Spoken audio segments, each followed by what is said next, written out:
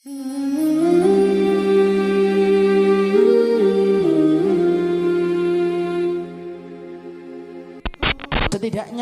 ada 3 keutamaan. Allah itu akan memberikan kepada kita kebaikan yang besar ketika kita memiliki anak-anak yang robbani, yang memiliki sifat qurrata ayun. Yang pertama, sesungguhnya ketika kita memiliki anak yang solih, itu termasuk rezeki, karena sesungguhnya rezeki tersebut bisa menjadikan kita mendapatkan syafaat dalam kehidupan kelak kita di akhirat. Maaf ya Bapak dan Ibu, kalau kita mendapati anak kita hanya kita banggakan fisiknya, wallah, maka itu kita banggakan di dunia, tapi tidak ada manfaatnya ketika kita sudah meninggal dunia. Tapi wallahi, kalau kemudian kita memiliki anak, amanu billah, dia beriman kepada Allah dan Rasulnya, taat kepada Allah dan Rasulnya, perhatikan, salah satu perkara yang bisa memberikan syafaat dalam kehidupan kita, anak-anak yang solih, yang kemudian akan meringankan beban orang tuanya, beban saya, bebannya Bapak dan Ibu, ketika anak kita menjadi anak yang taat dan memiliki sifat robbani dalam kehidupan. Kalau anak kita hanya pintar dalam urusan dunia, kita membanggakan tok di dunia, tapi tidak bisa lagi membanggakan nanti ketika di alam barzah. Tapi kalau anak kita taat dan solih kepada Allah, wallah, rezeki dari anak yang solih bukan hanya kita peroleh di dunia, sampai kita mati sekalipun dan kita dikumpulkan di padang mahsyar, anak yang solih itu bisa memberikan syafaat dalam kehidupan kita. Para ulama itu menyampaikan, syafaat itu terbagi menjadi 2. Ada syafaat am, ada syafaat khas. Syafaat khas itu miliknya Nabi, yang kemudian membagikan adalah Rasulullah setelah diizinkan oleh Allah. Ada syafaat yang kedua, yaitu adalah syafaat am, dan salah satu di antara syafaat am atau syafaat umum, yaitu syafaatnya seorang anak yang solih kepada orang tuanya. Makanya ada satu riwayat dalam riwayat Muslim, ketika kemudian ada orang tua, anak dihisap oleh Allah, maka orang tuanya itu hisapnya lama karena banyak dosanya dan banyak kemaksiatannya. Karena indikator orang itu pendosa adalah hisapnya itu lama. Ada orang tua itu dihisapnya lama, kemudian anaknya hisapnya ringan. Karena hisapnya ringan, maka kemudian anak itu langsung melewati sirat dan sampai di depan pintu surga.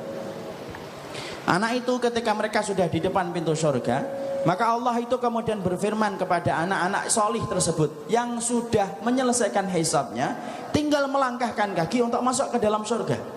Anak-anak itu kemudian melihat ke dalam surga, lalu kemudian mereka belum menjumpai orang tuanya.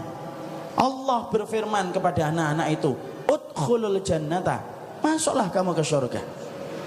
Anak-anak itu kemudian menjawab, lam hatta nara aba'ana wa ummahatana. Kemudian mereka berkata, ya Allah, kami tidak bisa masuk surga ya Allah sebelum kami menjumpai bagaimana bapak dan ibu kami. Allah ulang kembali perintahnya kepada anak-anak yang sudah di depan pintu surga, udkhulul jannah, masuklah kamu ke dalam surga. Kemudian anak-anak itu kembali berkata, lam nadkhulil jannah hatta nara aba'ana wa ummahatana. Ya Allah, kami kemudian tidak bisa masuk surga ya Allah sampai kami menjumpai dulu bapak dan ibu kami. 2 kali kemudian anak-anak itu kemudian belum mau untuk masuk surga, sampai kemudian Allah memberi izin syafaat kepada anak-anak mereka yang ada di depan pintu surga. Anak-anak itu kemudian memberikan syafaat kepada orang tuanya, lalu orang tuanya diringankan hisabnya oleh Allah setelah kemudian mereka mendapatkan syafaat dari putra-putri mereka. Lalu mereka diringankan dan diselesaikan hisabnya sampai bertemu dengan anak-anak mereka di depan pintu surga. Sampai ketika sudah bertemu dengan orang tuanya dan anaknya, Allah kemudian mengulang perintahnya yang ketiga, udkhulul jannata antum wa aba'ukum, masuklah kamu ke dalam surga, nih kamu bersama dengan orang tuamu. Lalu anak-anak itu menggenggam orang tuanya, lalu kemudian mereka memasuki surga bareng-bareng dan akhirnya mendapatkan surga. Insyaallah. Itulah syafaat. Kalau kita mendapati Pak, anak-anak kita taat kepada Allah dan Rasulnya, menunggu kita bukan di depan pintu mall, tetapi mereka akan menunggu kita di depan pintu surga, lalu kemudian menarik tangan kita untuk menuju kepada surga. Makanya maaf ya, kalau kadang-kadang saya menjumpai ada teman saya, putra putrinya tampan dan cantik, anak nggak iri, tapi anak betul-betul iri. Kalau kemudian saya mendapati ada teman saya, sahabat saya, guru saya, kemudian ternyata mendapati anaknya solih dan taat kepada Allah, iri saya. Kenapa? Karena separuh perjalanan akhirat orang tuanya sudah ditanggung sama anaknya yang solih, dan sesungguhnya anak yang solih itu mampu memberikan syafaat bagi orang tuanya.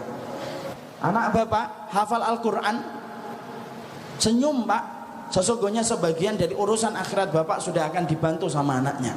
Anak bapak kemudian setiap mendengar adzan kemudian datang ke masjid, anak bapak kemudian taat kepada Allah, dia kemudian betul-betul menjaga dirinya, tidak mudah untuk berjalan bersama perempuan karena ketaatan dia kepada Allah. Senyum ibu, anak yang semacam itu kalau dia menjaga imannya sampai dia meninggal dunia, maka sesungguhnya dia akan menunggu kita, bukan di depan toserba dan kemudian bukan di depan pasar, tapi anak yang solih itu akan menunggu kita, dan menunggunya kita itu di depan pintu surga. Itulah yang namanya rezeki.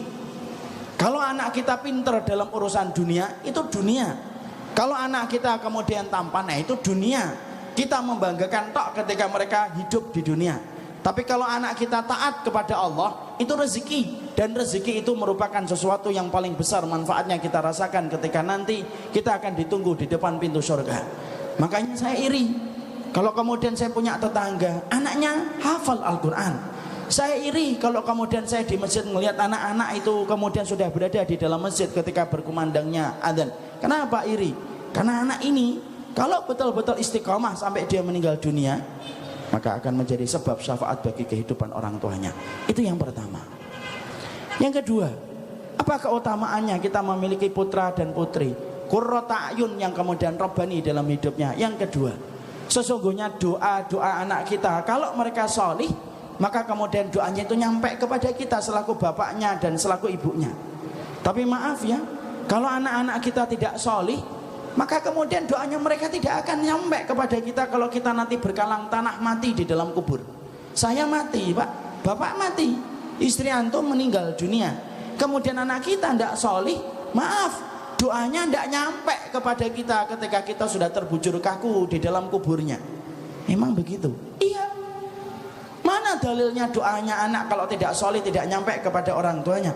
Dalilnya bapak hafal dan sering bapak dengarkan pula. Apa itu dalilnya? Rasulullah SAW bersabda, "Idza mata ibnu Adam, in qata amaluhu illa min salas." Kalau anak Adam itu meninggal dunia, terputus seluruh amalnya kecuali 3 perkara. Yang disebutkan Nabi salah satunya, waladun salihun yad'u lahu. Anak yang solih yang mendoakan orang tuanya. Perhatikan bentuk dalam hadis ini. Nabi kita bukan mengatakan waladun pak, tapi Nabi kita mengatakan waladun solih. Apa bedanya waladun sama waladun solih? Maaf ya, kalau nabiku dan nabimu, rasulku dan rasulmu Muhammad sallallahu alaihi wasallam mengatakan waladun pak, setiap anak ketika mendoakan orang tuanya nyampe, walaupun anaknya peminum khamr, walaupun anaknya koruptor, walaupun kemudian anaknya pembunuh, walaupun anaknya pezina sekalipun, setiap dia menjadi anak, doa kepada orang tuanya itu nyampe. Kalau anak kita disebut oleh Nabi dengan kata waladun. Tapi Nabi menyebut di dalam hadis ini tidak dengan kata waladun, tapi memberikan kata sifat. Di situ sifat mausuf, waladun solihun, anak yang solih. Berarti kalau kemudian kita mendapati di situ anak kita solih dulu, baru ketika mendoakan orang tuanya itu kemudian menjadikan orang tuanya itu nyampe dan mendapatkan kebaikan dari doa dari anaknya. Makanya kalau ada anak kita habis berzina, dia berdoa, ampunilah orang tuaku, dia akan nyampe pak kepada kita pak. Kenapa? Zina itu menghalangi doa, sebagaimana kabut dan mendung itu menghalangi sinar mentari. Maka sama pula, kalau anak kita minum khamar, anak kita berzina, anak kita ngambil uang, kemudian anak kita koruptor, kemudian dia mendoakan orang tuanya, tidak nyampe, pintu surga tidak pernah membuka kalau ada orang yang kemudian dia berdosa, walaupun dia mendoakan orang tuanya. Makanya kalau kita dapati, berarti anak kita harus jadi waladun solih. Kalau anak kita sudah waladun solih, barulah ketika mendoakan Rabbi firli wali walidayya nyampe kepada kita ketika kita berkalang tanah di dalam kuburnya. Ketika anak kita taat kepada Allah, dengan adzan dia datang ke masjid. Di dalam masjid dia mengatakan Rabbi firli wali walidayya. Nyampe Pak kepada ibunya ketika ibunya berkalang tanah. Kenapa? Karena Nabi mengatakan waladun salih yad'u lahu. Maka doanya itu baru diterima oleh Allah dan disampaikan kepada orang tua. Makanya rugi Pak, kalau dalam kehidupan ini tugas utamanya kita itu mendidik keluarga kita supaya terjaga dari api neraka. Kalau kita kerja di kantor itu sampingan. Kalau kita kemudian jualan komputer itu sampingan. Kalau kemudian kita memiliki bisnis dan dagang itu sampingan Pak. Tapi tugas utamanya kita itu apa? Mendidik keluarga kita dan anak kita dari api neraka. Salah satunya bagaimana menjadikan anak kita anak yang solih. Makanya saya sedih gitu kalau mendapati ada seorang anak sampai berzina dan hamil. Yang saya pikirkan itu orang tuanya. Dari pagi kemudian dia pergi sampai kemudian sore kemudian dia pulang, anaknya dizinai orang lain. Kalau anak itu tidak bertobat sama Allah Pak, maka selama dia tidak bertobat, selama itu doanya tidak akan nyampe kepada orang tua.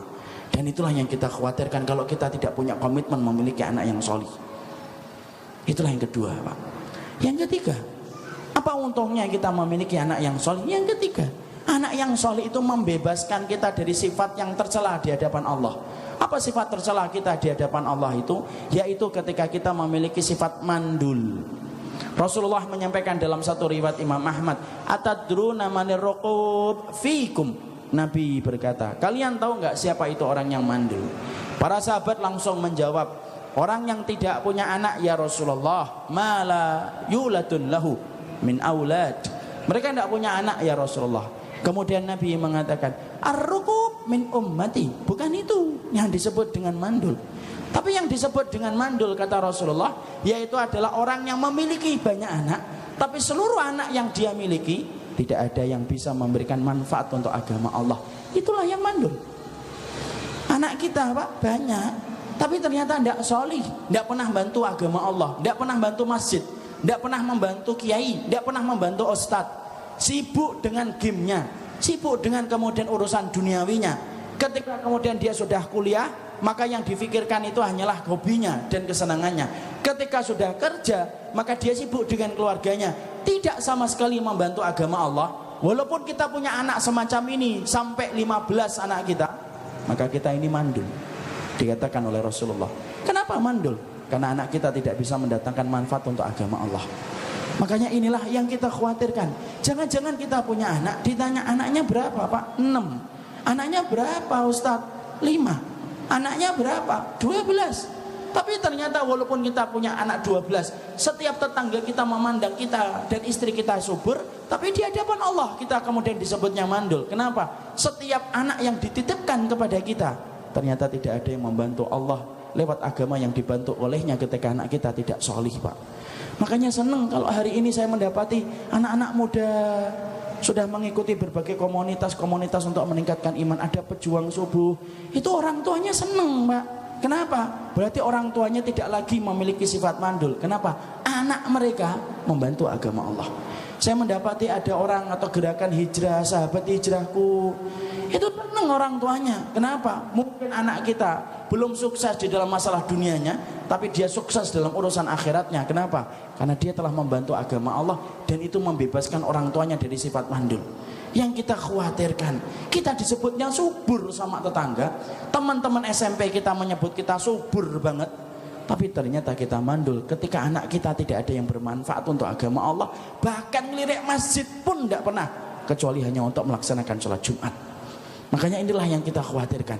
Makanya kalau kita memiliki anak solih, kenapa seluruh para sahabat Nabi konsentrasi betul bagaimana mendidik anak mereka? Karena kita dapatin 3 Pak. 1, anak yang solih nungguin kita Pak di depan pintu surga.